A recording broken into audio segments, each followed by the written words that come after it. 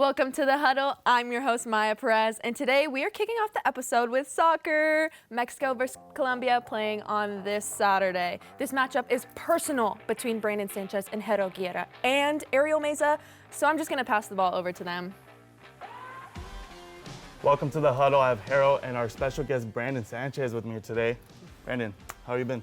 Pulling me out of retirement just to prove Jero wrong about how Mexico-Colombia is going to go. I mean, it's great coming back here, talking with you guys, seeing all the great stuff going on. Happy to be here. Yeah, I'm excited. So we have Mexico, Colombia this Saturday. What do you expect?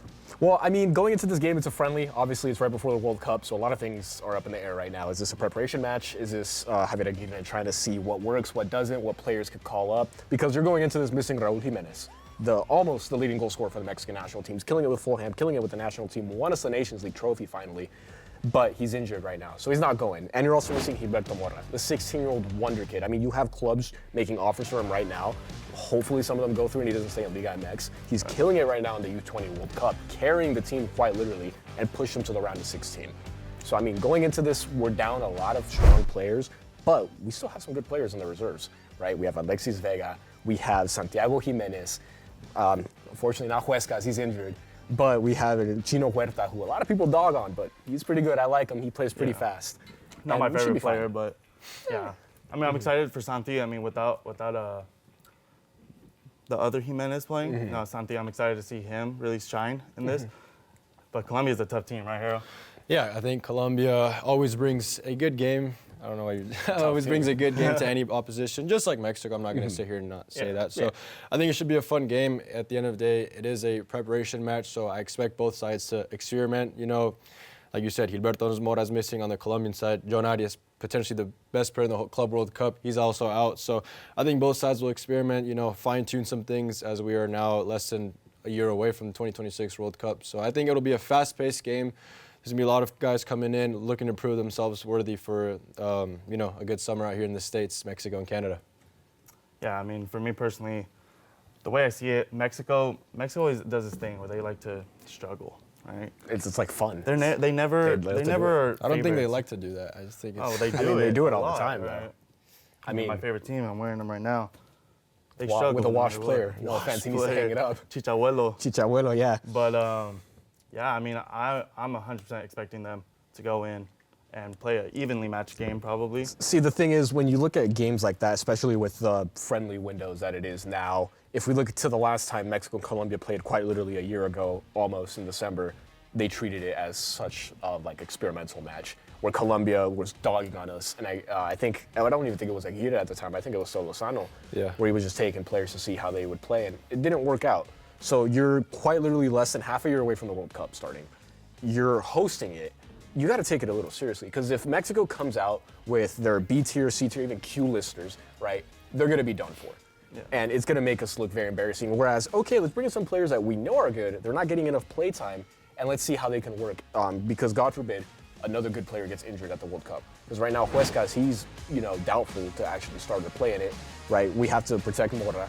Because if he goes off and keeps playing well, fingers crossed, if they go the entire way to the U20 World Cup, you're going to have a lot of players you can call up from that pot. Because I don't know how it works if you play in that World Cup and you're still eligible to play in the senior one. But if you do that, you have a lot of players to pull from. So it's just being really careful with what you do in this match, because Colombia's going to come firing on all cylinders. It's preparation. They're not the host, so they don't automatically qualify. So they have to prove themselves and show, hey, we're not to be taken lightly as a preparation match for them, Yeah, I think it goes both ways. I think that friendly you're mentioning, I think obviously both sides that day came out like what you just said, Q listers, and we saw the result. And then the match before that, same exact result, 3-2, and I believe both remontadas from Colombian side. So I think I'm hoping, as someone that wants to enjoy the game, that both sides come out there and, quite frankly, show the world that they're going to be forces to be reckoned with. And I think, especially when you talk about, for you guys with Mexico, right? You guys are hosting the World Cup. I mean, Estadio Azteca is going to be something that the whole world's going to be talking about. People want to go down to that stadium. Mexico's going to have a huge game to open up their campaign there. So this is something that you guys really want to be 120% prepared for. So I think games like this, and then the following one, Ecuador, another really tough side from CONMEBOL, because let's not kid here. I think the competition CONMEBOL is way better for you guys to prepare for than facing other, United States for the 20th time, or another Canada. So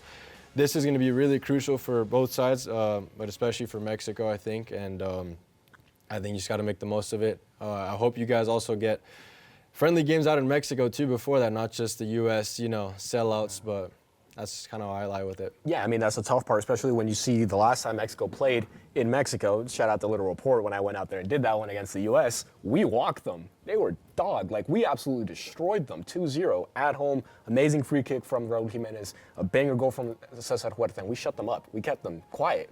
So we need to play more in Mexico because the home field advantage, a lot of people kind of just see it as, oh, they're playing at home.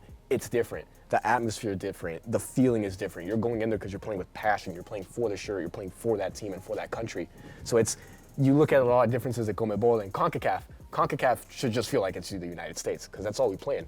CONMEBOL, you guys play in your countries. It's all over the place. You feel the passion. You see them put blood, sweat, and tears and leave everything on the field. So if Mexico can do that, we're definitely going to put up a fight. However, I will say CONMEBOL is eating us right now. Right, you guys do have the stronger players. You have players in better leagues. You do have the stronger league. Liga MX, no relegation, no, promotion. It's really holding a lot of players back, and that's where it goes. They call it where you go to retire, right? Look at Chichabuelo. We're trying to get Gilberto Mora out of there so he could grow and develop. So if we can just kind of get back of, yes, we're the Mexican national team. Maybe we should play in Mexico. It'll be a lot better. And Colombia, right, runners up in the last Copa America. You guys are a force to be reckoned with. And going into this, James Rodriguez might not be the best right now, but putting on that national shirt, like you mentioned, completely different beast. I think that I agree with that. You took the words right out of my mouth. I think a lot of people always have stuff to say about James, James this, James that, that tenure when Zidane came to Real Madrid to coach him. But quite frankly, when he puts on the yellow, red, and blue shirt colors, he's quite frankly one of the best players in South America, if not the world. So I think this Saturday will be a fun test to see. Obviously, it is a friendly, so I don't expect anyone, frankly, to go out there and put their life on the line for this game. But I think there might be levels shown in that case, and we'll see. I mean, both teams are missing players, like you said, Raul Jimenez, Gilberto Mora, Huescas, and in Colombian side, Camilo Vargas, number one goalie, he's not playing. So I believe they're going to go with Kevin Mier, a keeper that obviously plays in Mexico. You guys are probably familiar with Cruz Azul. And screams confidence in some fans and screams doubt in other fans. Exactly. So I think this will be a big moment for him. A sold-out AT&T Stadium filled with Mexican fans and Colombian fans. We'll see how that affects him and everyone else playing. So I think it should be a fun game, very high-paced game, and it's going to be key for both sides. I'll call it a custody battle for Julian Quiñones at this point. Winner keeps him. That's a different story. I think Julian Quiñones just quite frankly never broke into the Colombia side, and fortunately for him, he had he has a citizenship with Mexico, right? He broke through the ranks. Atlas, Tigres, Double win America. with Atlas, which haven't won in God knows how long. He became very, iconic in each club he's played for. So I think that's good for him. But just quite frankly for Colombia, I mean, we look at the forward depth Colombia's had in the past couple of years. I mean, no way he's going to compete with Falcao in his prime. No. Right now, Luis Suarez, not Luis Suarez from Uruguay, but Luis Suarez, the Colombian, scoring 4 goals to seal the deal for Colombia to go through the World Cup, playing over in Sporting Lisbon. It's just levels, man. So I think I'm excited to see the match. Sad part is he's underutilized for the Mexican side. Even when you have Jimenez, you're not really going to put him in, which really sucks because you don't get to see how far he can go. Especially now playing in the Saudi league, it's a whole different type of soccer, and he can't even show us that much. Yeah, and I still think he brings on explosiveness onto the pitch. Right? 100%. I think that's a guy where. Well, whether Aguirre wants to run the 2-striker formation or 1-striker, well, now, no, Raul, he could run a 1-striker with Santi. Experiment with Quiñones. I think this is the game to do so. I think, especially him having, the Colombian background, I think this would be a fun game for him to go try to prove a point. But, hey, why didn't you guys... Like, I made the right decision playing for this I made country. the right decision to play for Mexico. And, it should be a good opportunity for him. And so... Right. It should be a good match, too. So on Saturday, they're going to play. Yep. I'm sure we will be texting about it. Probably crying about it in the shower. Feud, right? Probably us crying. What are our predictions going into this Saturday? Quick. We'll start with you. You go. I'm going to call it, it's going to be a close game, 2-1. Goal from Santiago Jimenez, right? Second one, I'm going to be bold. Goal from Alexis Vega. Oh, you said 2-1 Mexico. 2-1 Mexico. 2-1 Mexico. I'm wearing the Mexico shirt. Right? It's going to be a close game, but we're going to go score that second one. I'm calling it right now. 92nd minute from Alexis Vega. Inside the box. He's going to get through defenders. He's going to show us why he had the biggest redemption story in soccer. What redemption story? Just kidding. Talk to me when you win a Copa. I'm wearing the Mexico shirt. I'm going to guess a tie. That's just how Mexico does it. Probably like 2-2. That's my prediction. I don't really have the players in mind who's going to score, but that's my prediction. You, Hero? I think we look at this game. You have, no Camilo Vargas, that's fine. You still have Davinson Sanchez, John Lucami, our starting center backs. You have Richard Rios, Jefferson Lerma, James Rodriguez, Luis Diaz. I just don't see a way Mexico breaks through and wins this game. I think it'll be a good game. I think Mexico, like always, no matter who they play, they will put up chances. They will threaten the opposition. But I think just the effectiveness of guys like Luis Diaz and James together, Richard Rios, I think it'll be too much. And so, I mean, if you bring those two, I'm going to start praying, I think it's a 2-0 for Colombia, but not an easy one. I think Mexico will not go without a fight. I think they will knock the door plenty of times, and I think we see Luis Diaz on the board maybe once or twice. I mean, our defense is good. You have Vasquez and Montes, but, I mean, we'll see how you guys can get through that. Moving from football to football, wink, wink. Joe Flacco, now a Bengal. On Tuesday morning, the Browns traded Joe Flacco and their 2026 sixth-round pick to their AFC North rivals for a 2026 fifth-round pick. With Joe Burrow out and Jake Browning struggling as QB1, it's safe to assume Flacco will become the starter. Marcus, give your opinions on this trade. Oh, no. We have two Marcuses. Well, I'll let you take it away first. A move that sends Joe Flacco to Cincinnati. We have a QB matchup.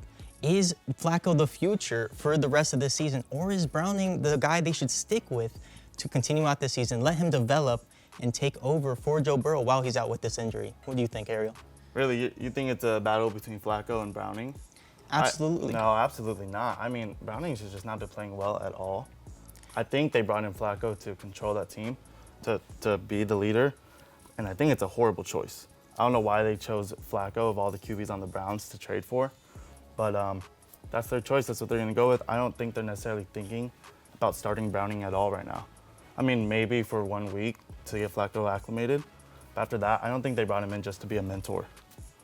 Yeah, Flacco in 2025, I don't truly understand the move. I feel like they traded for the wrong quarterback, in my personal opinion. I feel like Joe Flacco is a very lateral move between him and Jake Browning. You're really not getting better. I feel like they're both peas of the same pot. You're not getting anything different out of those two. Flacco is absolutely not raising your ceiling, and Browning isn't either. I feel like it's just a lateral move that's just making a move for the point of making a move.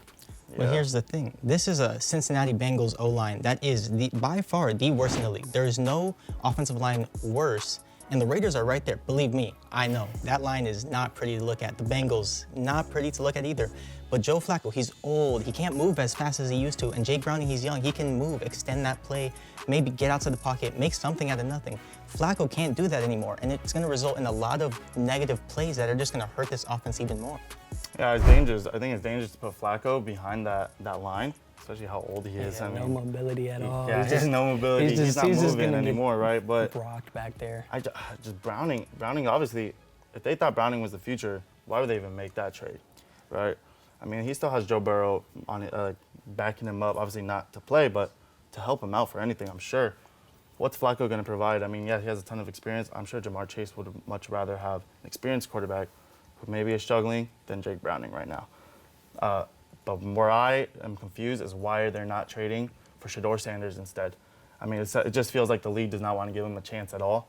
And the Bengals could have been a perfect fit, like a young team, Jamar Chase, best wide receiver, arguably, but top 3 easily. Why not give Shedeur Sanders those receivers, those weapons? I think that's something that they could actually make a run with him versus Jake Browning or Joe Flacco. Yeah, absolutely. I do believe that Shedeur Sanders significantly raises your ceiling.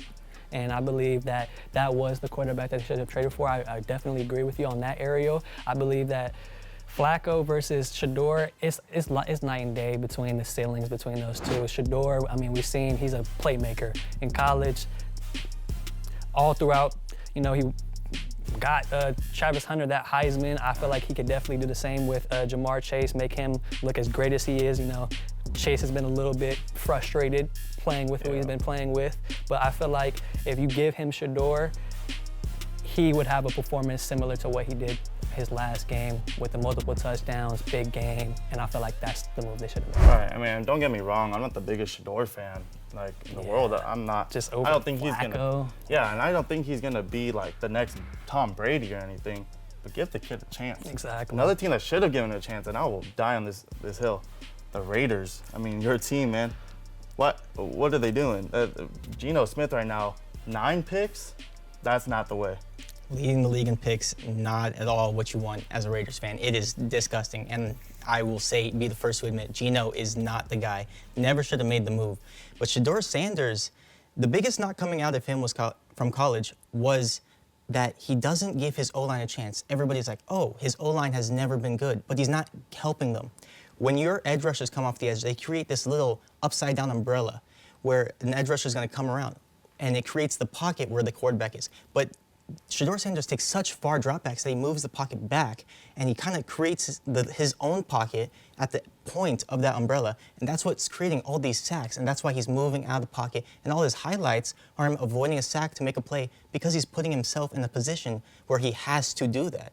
He's not giving his offensive line a chance, and with a team like the Bengals, a team like the Raiders, with these bad offensive lines, they can't sustain that. That's not something you want, especially with a young QB. He needs time to develop.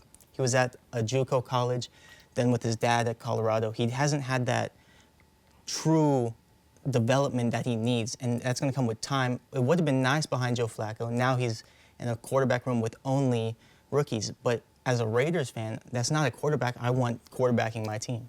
But Geno Smith is? Not Geno Smith. All right. The thing. So what do you see? How do you see them solving this QB situation? Because I think we all agree Geno Smith maybe shouldn't be. I mean, maybe give him a few more chances, and we see Pete Carroll is going to give him those few more chances.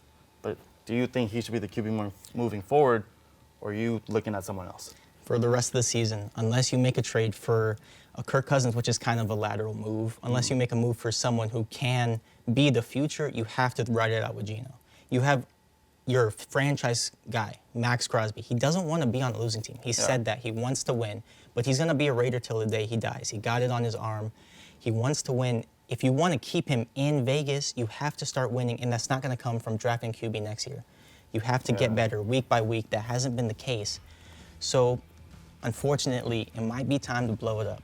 Yeah, I mean, let me lay it in on the Raiders real quick. I thought the choice for Genty, although Genty's a great player and he's playing amazing right now, that wasn't my first initial pick. I wanted them to get Shedeur, but then they got him in the first round. Second round, third round, fourth round goes by. You still have Shedeur on the table. So now you have the best running back maybe in the draft. And Shedeur available. Why wouldn't they do that? Go get a future quarterback that they can develop, maybe even under Geno. Develop him. Now you're waiting another year for another franchise quarterback in Archie Manning maybe, or Arch Manning, and he doesn't look great right now either, right? So He does not. That just didn't make sense to me, and I think they're paying for it right now. That's true. I mean, you take a guy with Brock Bowers, a generational tight end. He showcased that. Now you take a guy with Genty, went back to that Michael Myers stance. Now he's showcasing what he can be. You build this team around, and you throw in the quarterback last. Then all the pieces fall together, and you launch into a team like the Texans we saw a couple years ago, or the Commanders we saw last year. So it just depends on where you want to take it. You want to build now, or you want to build later. You don't have the draft capital you once had when you were rebuilding with the Derek Carr. So now you kind of have to move it on and kind of get that draft capital back to build something new. My question, when you say blow it up like you do, who's on the top of that list for you? Who has to go? Fortunately, Max Crosby, he's the franchise guy. Everyone in the organization wishes nothing but the best for him, and the best for him is not here. He's my favorite player right now. I'll rep that till the day I die. He's the best defensive player, maximum effort, no matter what. Send him to a contender. Get a first. He's that caliber player still. Get a first-round pick for him. Build a future that you can rely on, and you don't have superstars. Jeremy Chin's your second best defensive player. He's on the way out too. He's 27. He's young for a safety still, but he's not that caliber player you once had. Your defense is aging. Your offensive line is aging. You need to get young. You have key pieces. You got to build around them. I mean, a Max Crosby trade would absolutely shake up the NFL. Oh, yeah, Absolutely. That's insane. Max Crosby to the Cowboys, please. Yeah, right. What type of haul do we see for a Max Crosby? You know, we just saw Michael Parsons go for 2 firsts and Kenny Clark. Yeah. So what do we see a guy like Max Crosby who, you know, the Cowboys were in a sticky situation trying to get out of that Parsons situation. I feel like Max Crosby can net them a lot more. That would be a very interesting move to make. I think it would be a move to set you guys up for the future for sure. I agree. The thing with the Micah Parsons trade is they weren't just trading capital.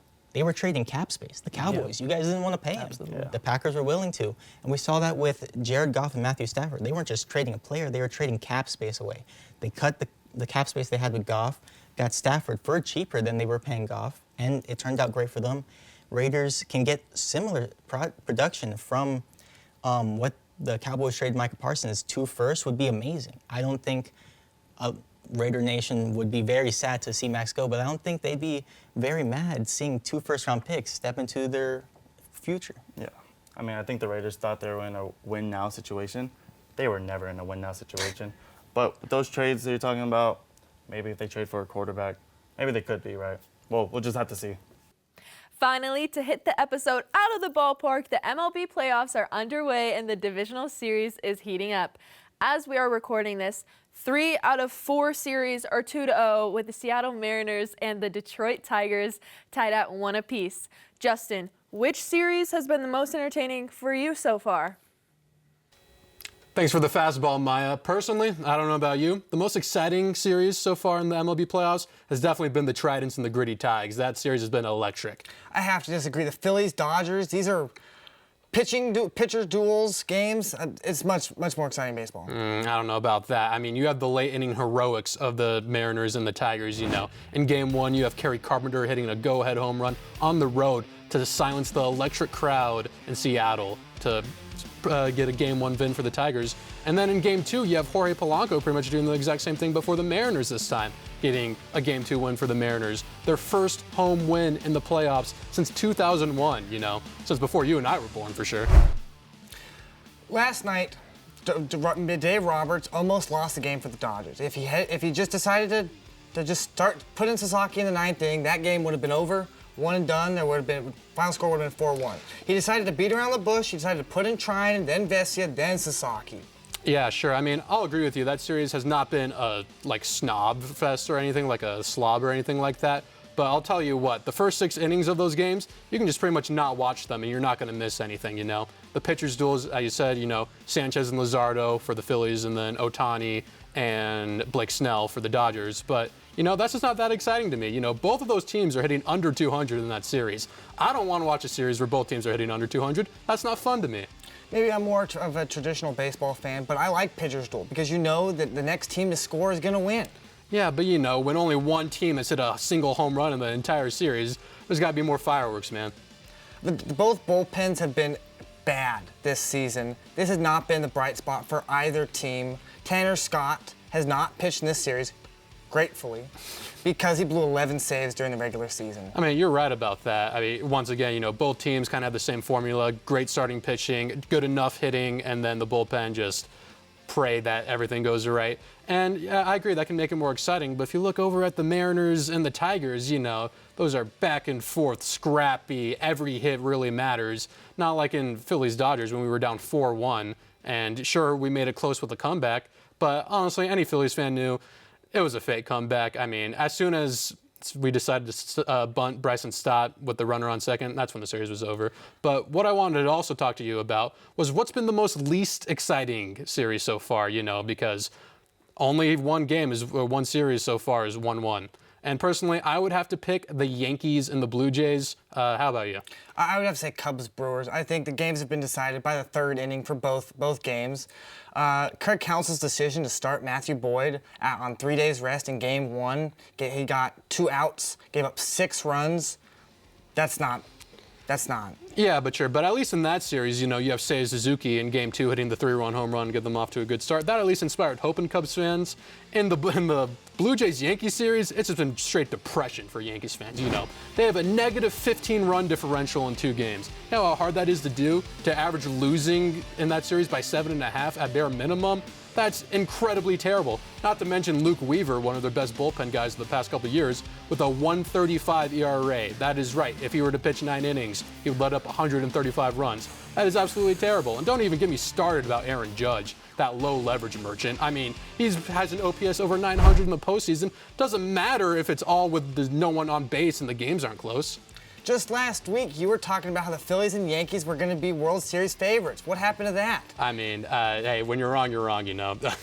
Phillies hitters did not show up. I mean, you have Turner, Schwarber, and Harper, the 1 through 3 of the Phillies, going for a combined 2 for 21. That ain't going to win you anything. And obviously, we know the deal with the Yankees. Their starting pitching has been getting shelled. Their bullpen getting shelled. Timely hitting, non-existent. So, you know what? You got me there. I mean, the Cubs are going back to Wrigley Field, down 2-0. They have a 50-29 record at Wrigley Field. They haven't used Thielbar, Keller, or Kittredge from the bullpen. The Jameson Tyone starting tomorrow.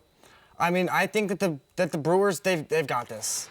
I would agree with you that the Brewers got it, but honestly, to me, it's Dodgers or nothing. If the Dodgers don't win the World Series, because I thought the Phillies were the only team who could beat them, the Dodgers don't win it, you should take off that Dodgers jersey and burn it right here on camera. If the Phillies end up getting swept tomorrow, which they will, I want you to go burn that jersey. I will not be doing that, but thank you very much for the opinion. That's all the sports news we have for you viewers today. Thank you for watching. I'm your host, Maya Perez, and those were my beautiful and knowledgeable guests. See you next week here on The Huddle. Make sure to follow us on all socials. See ya.